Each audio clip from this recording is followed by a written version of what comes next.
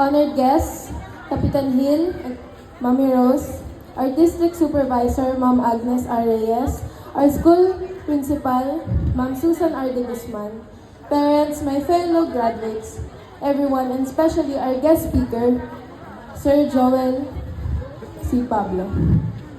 Good day to all of us. Today, as we stand on the edge of a new chapter in our lives, it is with mixed emotions that we bid farewell to the halls of Santa Rosa Integrated School. Truly, the past years have been filled with ups and downs, challenges and triumphs, and countless memories that have shaped us into the individuals we are today. First of all, I want to express my deepest gratitude to our dedicated teachers who have guided and inspired us throughout our journey. Your passion for education and unwavering support have empowered us to reach our full potential.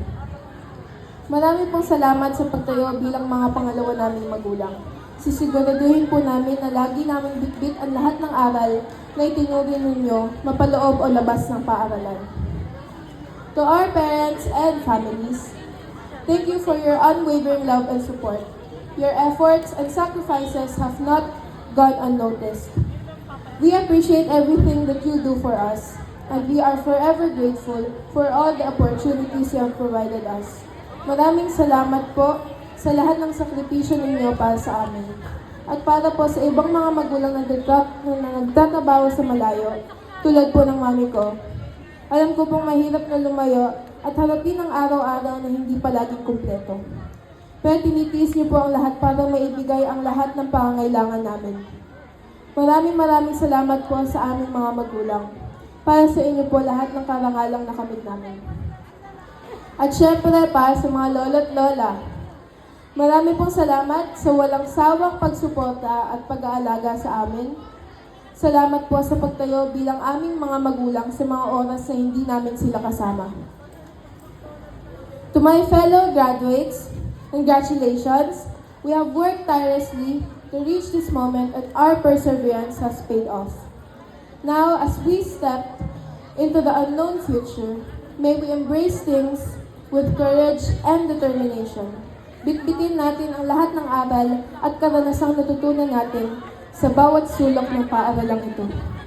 Naway magsilbi nating lakas at motibasyon ang anumang pagsubok o problemang kakaharapin natin.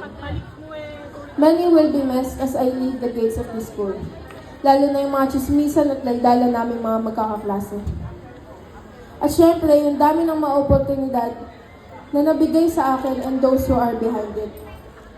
Those moments will always and forever will have a special place in my heart. As we bid farewell to Santa Rosa Integrated School, let us look forward to all the great things that lie ahead of us. Lagit-lagi, maniwala at magtiwala sa sarili at sa kayang gawin.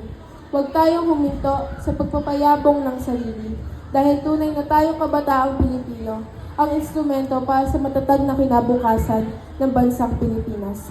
Again, congratulations, graduates of Batch 2024. Thank you and God bless us all.